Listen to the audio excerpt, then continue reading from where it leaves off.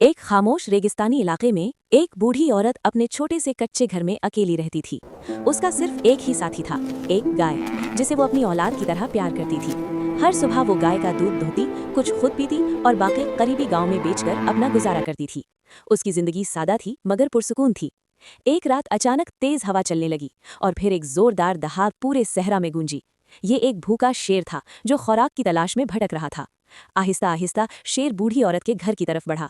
उसकी नजरें गाय पर जमी हुई थीं। गाय खौफ से कांपने लगी, लेकिन बूढ़ी औरत ने हिम्मत जमा की और दरवाजे के सामने खड़ी हो गई।